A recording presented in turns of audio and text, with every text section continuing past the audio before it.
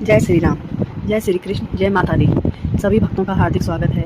आज हम बात करेंगे पितरों के बारे में, जो हमारी जीवन की जड़ है, हमारी आत्मा की शक्ति है।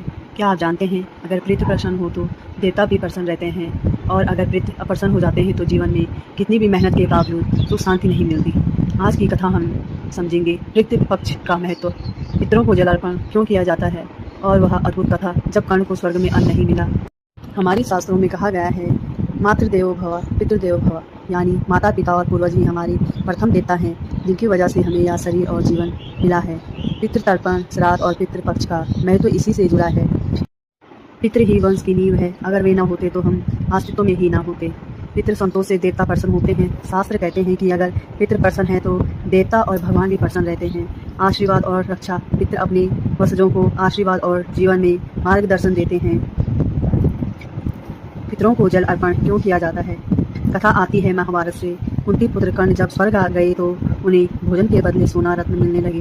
कर्ण ने यमराज से पूछा, मुझे अन्न क्यों नहीं मिलता?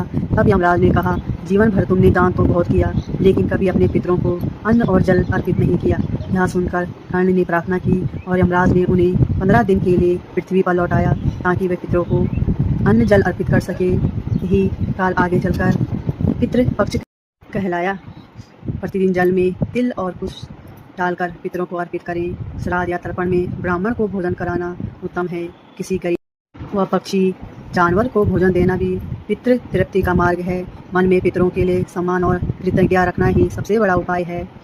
भगवान से बढ़कर माता पिता और पूर्वज का आशीर्वाद है। सच्ची भक्ति केवल मंदिरों में नहीं, बल्कि अपने पितरों को स्मरण और उनकी सेवा करने में भी है। जो अपने पितरों को नहीं भूलता, उसे जीवन में कभी अभाव नहीं रहता।